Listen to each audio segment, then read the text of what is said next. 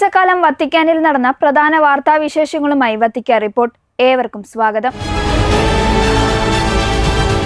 Marian തീർത്ഥാടകർ സഞ്ചരിച്ച bus അപകടത്തിൽപ്പെട്ട സംഭവം പ്രാർത്ഥനകളുമായി ലിയോ 14 പാപ്പ.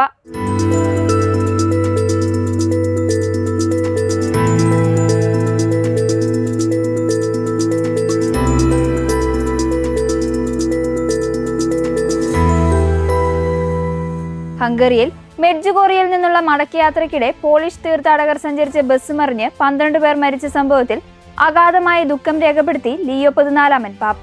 വത്തിക്കാൻ സ്റ്റേറ്റ് സെക്രട്ടറി കർദിനാൾ പിയത്രോ പരോളിൻ വഴി പോളണ്ടിലെ മെത്രാൻമാർക്ക് അയച്ച ടെലിഗ്രാം സന്ദേശത്തിലാണ് മാർപ്പാപ്പ അനുശോചനവും പ്രാർത്ഥനയും അറിയിച്ചത്. MV3 ഹൈവേയിലാണ് അപകടമുണ്ടായത്. ഡ്രൈവർ ഉറങ്ങിപ്പോയതിനെ തുടർന്ന് 59 പേരുമായി സഞ്ചരിച്ച ബസ് നിയന്ത്രണം വിട്ട് മറിയുകയായിരുന്നുവെന്നാണ് പ്രാഥമിക നിഗമനം. അപകടത്തിൽ 10 പേർക്ക് ഗുരുതരമായി പരിക്കേറ്റിട്ടുണ്ട്. മരിച്ച എല്ലാവരെയും ദൈവകരുണയ്ക്ക് സമർപ്പിക്കുന്നതായി മാർപ്പാപ്പ സന്ദേശത്തിൽ പറഞ്ഞു. ദുഃഖിതരായ കുടുംബാംഗങ്ങൾക്ക് ദൈവം ആശ്വാസം നൽകട്ടെയെന്നും അദ്ദേഹം പ്രാർത്ഥിച്ചു.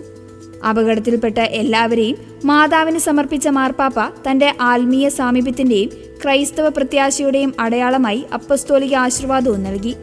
സംഭവത്തിൽ പോളിഷ് ഹംഗേറിയൻ മെത്രാൻ സമിതികളും തങ്ങളുടെ അനുശോചനവും പ്രാർത്ഥനയും രേഖപ്പെടുത്തിയിട്ടുണ്ട്. അപകടത്തിന്റെ കൃത്യമായ കാരണങ്ങൾ കണ്ടെത്താൻ ഹംഗേറിയൻ അധികൃതർ അന്വേഷണം ആരംഭിച്ചു. യുദ്ധത്തിന്റെ മുറിവുകൾ യുദ്ധകളങ്ങൾക്കപ്പുറത്തേക്ക് രൂക്ഷ വിമർശനവുമായി ലിയോ 14 പാപ്പ.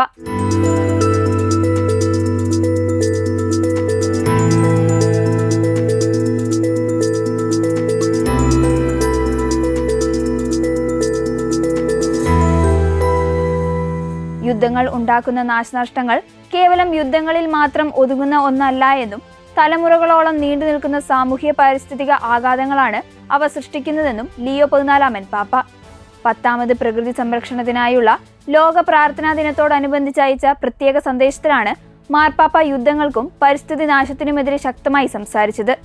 സെപ്റ്റംബർ 1 സഭ ഈ ദിനം ആചരിക്കുന്നത്.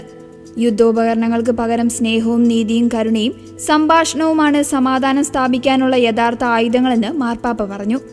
ദൈവത്തിന്റെ കൃപയാൽ രൂപപ്പെടുന്ന ഹൃദയങ്ങളിൽ നിന്നാണ് ഇവ ഉത്ഭവിക്കുന്നത്.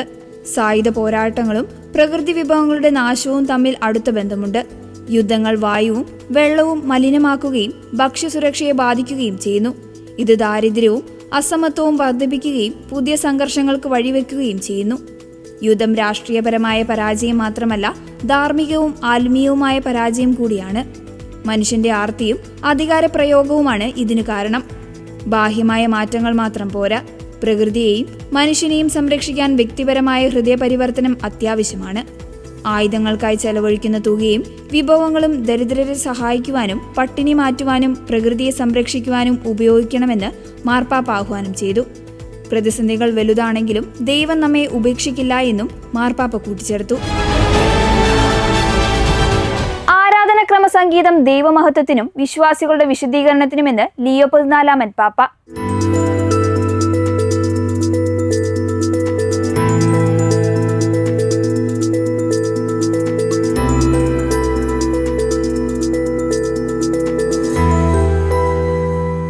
വിശുദ്ധ കുർബാനയിലും മറ്റ് ആരാധന ശുശ്രൂഷകളിലുമുള്ള വിശുദ്ധ സംഗീതം കേവലം ഒരലങ്കാരമല്ല എന്നും മറിച്ച് ദൈവത്തെ മഹത്വപ്പെടുത്തുവാനും വിശ്വാസികളെ വിശുദ്ധീകരിക്കുവാനുള്ള പ്രാർത്ഥനയുടെ ഭാഗമാണെന്നും ലിയോ 14 പാപ്പ പറഞ്ഞു. കഴിഞ്ഞ ദിവസം വത്തിക്കാനിൽ നടന്ന പൊതുകൂടിക്കാഴ്ച വേളയിലാണ് പാപ്പ ഇപ്രകാരം പറഞ്ഞത്. Il sesto capitolo della Costituzione Sacrosanctum Concilium del Concilio Vaticano II è dedicato alla musica sacra. Esso afferma: la tradizione musicale della Chiesa costituisce un tesoro di inestimabile valore che eccelle tra le altre espressioni dell'arte, specialmente per il fatto che il canto sacro, unito alle parole, è parte necessaria e integrante della liturgia solenne. E specifica: la musica sacra sarà tanto più santa quanto più strettamente sarà unita all'azione liturgica, sia dando alla preghiera un'espressione più suave e favorendo l'unanimità, sia arricchendo di maggior solennità i riti sacri.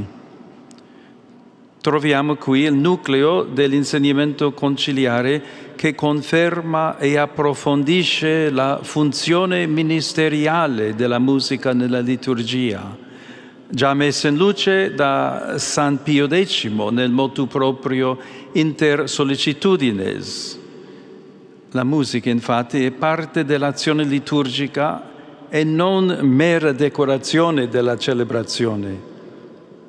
Nella liturgia, cantare e suonare significa pregare, sintonizzando il proprio cuore con quello delle sorelle e dei fratelli e con Dio nella partecipazione attiva al mistero celebrato. In particolare, la musica esprime la dimensione affettiva della preghiera, come afferma Sant'Agostino. Cantare amantis est, cioè cantare è proprio di chi ama. Questo è molto importante perché aiuta ad aprire il cuore all'agire di Dio nella grazia e a lasciarsene plasmare. Il canto, inoltre, favorisce la comunione. Attraverso la sinfonia delle voci contribuisce all'unione degli animi, superando le differenze tra le persone e riunendo tutti nella lode a Dio. Diventa così epifania della Chiesa, manifestazione sensibile della comunione che appartiene alla sua stessa natura. Dalla profonda valenza teologica del canto sacro, come parte integrante dell'azione liturgica, derivano alcune esigenze. Una prima è che, al di là delle mode o delle particolari sensibilità degli autori, esso deve rispondere a tutti i livelli a ciò che è più appropriato per il momento celebrativo. La forma, poi, specialmente nel suo aspetto melodico, deve essere al tempo stesso nobile e semplice, di alta qualità musicale e facilmente eseguibile, soprattutto quando è destinata ad essere cantata da tutta l'assemblea. Per lo stesso motivo, il Concilio raccomanda che anche i testi siano adeguati, profondi e nel contempo agevolmente comprensibili, ispirati principalmente alla Sacra Scrittura, ai libri liturgici e alla tradizione spirituale della Chiesa. Su questo occorre vigilare perché si mantenga viva e cresca la dinamica espressa nell'antico principio lex orandi, lex credendi, cioè la legge della preghiera e anche legge della fede. സഭയുടെ സംഗീത പാരമ്പര്യം അളവറ്റ മൂല്യങ്ങളുള്ള നിധിയാണെന്ന് മാർപ്പാപ്പ ചൂണ്ടിക്കാട്ടി. സ്നേഹിക്കുന്നവരാണ് പാടുന്നതെന്ന് വിശുദ്ധ അഗസ്റ്റിന്റെ വാക്കുകൾ ഓർമ്മിപ്പിച്ച മാർപ്പാപ്പ, ആരാധനക്രമ സംഗീതം വിശ്വാസികളുടെ ഹൃദയങ്ങളെ ദൈവത്തോട് അടുപ്പിക്കുകയും ചെയ്യുന്നുവെന്ന് ലിയോ 14 പാപ്പ വ്യക്തമാക്കി. ലിറ്റർജിക്കൽ സംഗീതം വെറും ഫാഷനുകൾക്കോ വ്യക്തിഗത താൽപ്പര്യങ്ങൾക്കോ അനുസരിച്ചുള്ളതാകരുത്. അത് ലളിതവും എന്നാൽ ഉയർന്ന സംഗീത നിലവാരമുള്ളതുമായിരിക്കണം. ദൈവവചനത്തിലും സഭയുടെ പാരമ്പര്യത്തിലും അധിഷ്ഠിതമായിരിക്കണം വരികൾ. സഭയുടെ പരമ്പരാഗത സംഗീത രൂപമായ ഗ്രിഗോറിയൻ ചാൻഡിന് സഭ വലിയ പ്രാധാന്യമാണ് നൽകുന്നത്. അതേസമയം വിവിധ സംസ്കാരങ്ങളിലെ സംഗീത രീതികളെ സഭ സ്വാഗതം ചെയ്യുന്നുണ്ടെങ്കിലും ആരാധനയുടെ ഗൗരവത്തെയും പരിശുദ്ധിയെയും തരം താഴ്ത്തുന്ന ശൈലികൾ ഒഴിവാക്കപ്പെടേണ്ടതുണ്ടെന്ന് മാർപ്പാപ്പ ഓർമ്മിപ്പിച്ചു. വൈദിക പഠന സെമിനാരികളിലും സന്യാസ ഭവനങ്ങളിലും മറ്റു കത്തോലിക്ക സ്ഥാപനങ്ങളിലും ആരാധനക്രമ സംഗീതത്തിൽ കൃത്യമായ പരിശീലനം നൽകണമെന്ന് മാർപ്പാപ്പ ആഹ്വാനം ചെയ്തു. സിംബാബ്വെ ബോട്ട് ദുരന്തം ദുഃഖവും പ്രാർത്ഥനയും അറിയിച്ച് ലിയോ 14 പാപ്പ.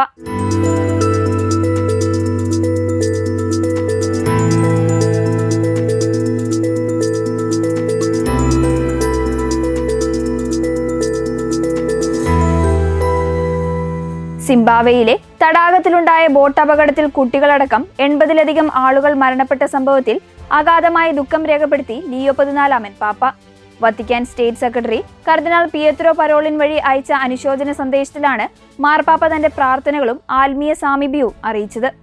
മരിച്ചവരുടെ ആത്മാക്കളെ ദൈവത്തിന്റെ അനന്തമായ കരുണയ്ക്ക് സമർപ്പിക്കുന്നുവെന്നും ഉറ്റവരെ നഷ്ടപ്പെട്ട ദുഃഖത്തിലായ കുടുംബാംഗങ്ങൾക്ക് ദൈവിക ആശ്വാസവും ശക്തിയും ഉണ്ടാകട്ടെയെന്നും മാർപ്പാപ്പ പറഞ്ഞു. രക്ഷാപ്രവർത്തനങ്ങളിൽ ഏർപ്പെട്ടിരിക്കുന്ന അധികൃതർക്കും രക്ഷാപ്രവർത്തകർക്കും വേണ്ടിയും അദ്ദേഹം പ്രാർത്ഥിച്ചു. ഫിഷിംഗ് ക്യാമ്പിലേക്ക് പോകുകയായിരുന്ന ബോട്ടാണ് ഓഗസ്റ്റ് 11 തടാകത്തിൽ വെച്ച് മറിഞ്ഞത്. തടാകത്തിൽ നിന്ന് 8 മൃതദേഹങ്ങൾ കൂടി കണ്ടെത്തിയതോടെ മരണസംഖ്യ 80 ഉയർന്നതായി അധികൃതർ സ്ഥിരീകരിച്ചു. ഇതിൽ 18 കുട്ടികളും ഉൾപ്പെടുന്നു. പരിധിക്കപ്പുറം ആളുകളെ കയറ്റിയതും ശക്തമായ കാറ്റുമാണ് അപകടത്തിന് കാരണമെന്നാണ് പ്രാഥമിക നിഗമനം. 41 വർഷത്തോളം പഴക്കമുള്ള ബോട്ടാണ് അപകടത്തിൽപ്പെട്ടത്. ദുരന്തത്തെ തുടർന്ന് സിംബാബ്വെ പ്രസിഡന്റ് ഇമ്മേഴ്സൺ എഗ്നുവ രാജ്യത്തെ അടിയന്തരാവസ്ഥ പ്രഖ്യാപിച്ചു. ഇരയായ കുടുംബാംഗങ്ങൾക്ക് വൈദ്യസഹായവും മാനസിക പിന്തുണയും ഉറപ്പാക്കുമെന്ന് അദ്ദേഹം അറിയിച്ചു. റോഡ് സൗകര്യങ്ങൾ കുറവുള്ള ഈ മേഖലയിൽ ഉൾനാടൻ ഗ്രാമീണരുടെയും മത്സ്യത്തൊഴിലാളികളുടെയും പ്രധാന യാത്രാമാർഗമാണ് ലോകത്തിലെ തന്നെ ഏറ്റവും വലിയ കൃത്രിമ തടാകത്തിലൊന്നായ കരീബ. ദുരന്തത്തിന്റെ കൃത്യമായ കാരണങ്ങൾ കണ്ടെത്താൻ അന്വേഷണം പുരോഗമിക്കുകയാണ്. വിവേചനങ്ങളും തടസ്സങ്ങളും ഇല്ലാതാക്കണമെന്ന് ലിയോ 14 പാപ്പ.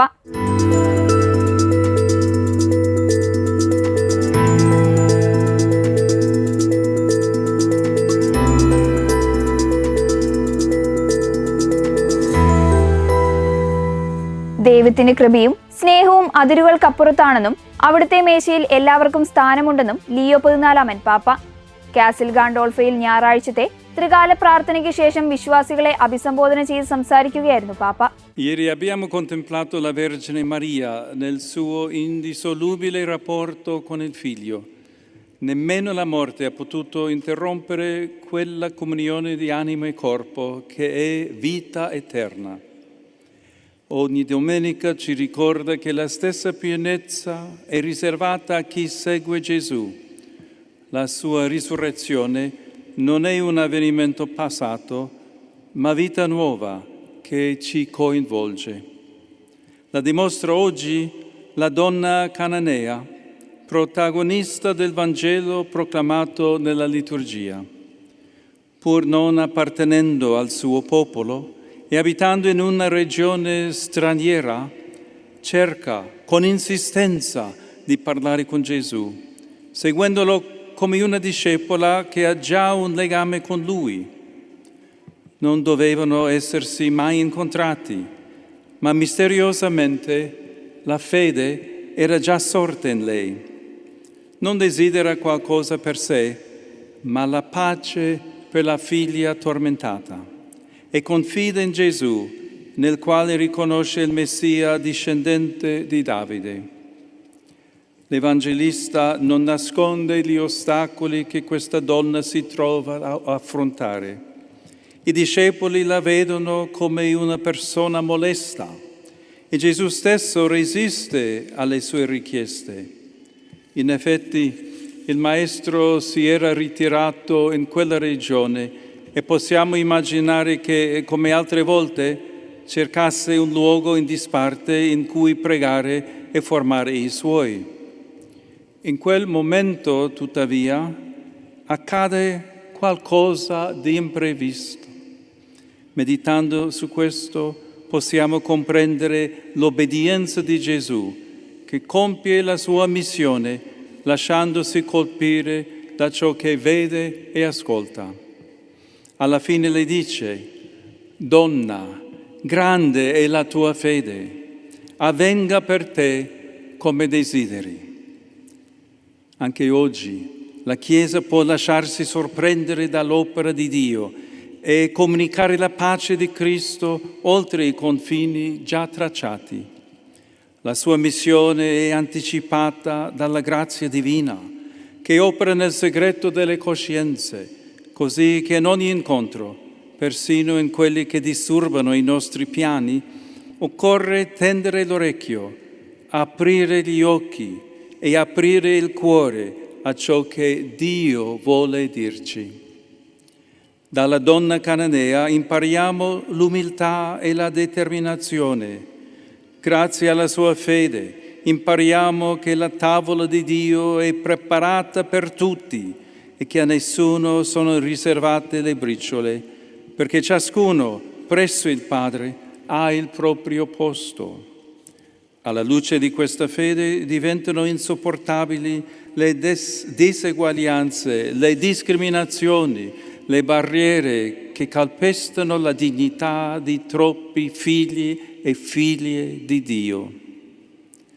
Cari fratelli e sorelle, siamo Chiesa di Gesù Cristo in un mondo tormentato, un mondo che cerca pace. A Maria, nostra Madre, chiediamo di intercedere per noi. Dalle sue labbra sgorga l'inno più forte e innovatore che sia mai stato pronunciato, il Magnificat. È il canto di chi vede ormai la realtà con lo sguardo di Dio e per questo non perde la speranza e opera nella carità. ദൈവം തങ്ങളുടെ അതിർവരമ്പുകൾക്കപ്പുറത്തും പ്രവർത്തിക്കുന്നുണ്ടെന്ന് സഭ തിരിച്ചറിയണം. മനുഷ്യരുടെ മനസാക്ഷിയിൽ സഭയുടെ ദൗത്യത്തിന് മുൻപേ തന്നെ ദൈവകൃപ പ്രവർത്തിക്കാറുണ്ട്. ദൈവത്തിന്റെ മേശ എല്ലാവർക്കുമായി ഒരുക്കിയതാണ്. ആരും കേവലം അപ്പക്കഷണങ്ങൾ കൊണ്ട് തൃപ്തിപ്പെടേണ്ടവരല്ല എന്ന് മാർപ്പാപ്പ ഓർമ്മിപ്പിച്ചു. ദൈവമക്കളുടെ അന്തസ്സിനെ ചോദ്യം ചെയ്യുന്ന അസമത്വങ്ങളും വിവേചനങ്ങളും വിലക്കുകളും സഹിക്കാനാവാത്തതാണെന്ന് മാർപ്പാപ്പ പറഞ്ഞു. അശാന്തി നിറഞ്ഞ ഈ ലോകത്തിൽ സമാധാനം പുനഃസ്ഥാപിക്കാൻ ക്രൈസ്തവർ മുന്നിട്ടിറങ്ങണം. ദൈവത്തിന്റെ കണ്ണുകളിലൂടെ ലോകത്തെ കാണുവാനും പ്രത്യാശ കൈവിടാതെ സ്നേഹത്തിൽ പ്രവർത്തിക്കുവാനും പരിശുദ്ധ കന്യകാമറിയത്തിനെ മധ്യസ്ഥത യാചിക്കുവാൻ മാർപ്പാപ്പ വിശ്വാസികളോട് ആഹ്വാനം ചെയ്തു. ഇന്തോനേഷ്യയിലെ ഭൂകമ്പം ഇരകളായവർക്ക് ആശ്വാസവുമായി ലിയോ 14 പാപ്പ.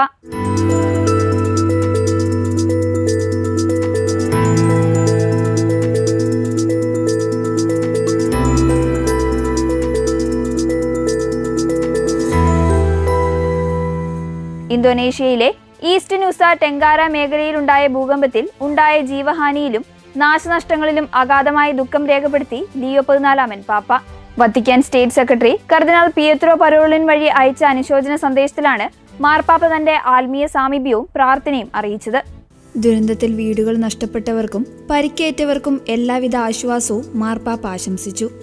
ഓഗസ്റ്റ് 15 ശനിയാഴ്ച രാവിലെയാണ് റിക്ടർ സ്കെയിലിൽ 7.7 തീവ്രത രേഖപ്പെടുത്തിയ ഭൂകമ്പം ഫ്ലോറൻസ് ദ്വീപിൽ ഉണ്ടായത്. ദുരന്തത്തിൽ ഇതുവരെ 53 പേർ മരണപ്പെടുകയും 135 പേർക്ക് പരിക്കേൽക്കുകയും ചെയ്തു. 13,000-ഓളം ആളുകൾ ഭവനരഹിതരായി. 900-ലധികം വീടുകൾ പൂർണ്ണമായും തകരുകയും 450-ലധികം വീടുകൾക്ക് ഭാഗികമായി കേടുപാടുകൾ സംഭവിക്കുകയും ചെയ്തു. സ്കൂളുകളും ആശുപത്രികളും ദേവാലയങ്ങളും അടക്കം 167 പൊതുകെട്ടിടങ്ങൾ ഉപയോഗശൂന്യമായി. ഫ്ലോറൻസ് ദ്വീപിലെ ശക്തമായ ഭൂകമ്പത്തിന് പിന്നാലെ സമുദ്രദ്വീപിലും 6.9 തീവ്രത രേഖപ്പെടുത്തിയ ഭൂകമ്പമുണ്ടായി. ദുരിതാശ്വാസ പ്രവർത്തനങ്ങളിൽ പങ്കാളികളാകുന്ന സഭാ സിവിൽ അധികാരികളെയും രക്ഷാപ്രവർത്തകരെയും മാർപ്പാപ്പ പ്രശംസിച്ചു. മരണമടഞ്ഞവരുടെ ആത്മാക്കളെ ദൈവകരുണയ്ക്ക് സമർപ്പിച്ച് പ്രാർത്ഥിക്കുന്നതായും സന്ദേശത്തിൽ വ്യക്തമാക്കി. ദുരിതബാധിത മേഖലകളിൽ ദുരിതാശ്വാസ ക്യാമ്പുകൾ തുറന്ന് അടിയന്തര സഹായങ്ങൾ എത്തിക്കാനുള്ള ശ്രമങ്ങൾ പുരോഗമിക്കുകയാണ്. കായിക രംഗം സമാധാനത്തിന് പ്രവാചക ശബ്ദമാകണം. മെഡിറ്ററേനിയൻ ഗെയിംസിന് ആശംസകളുമായി ലിയോ 14 പാപ്പ.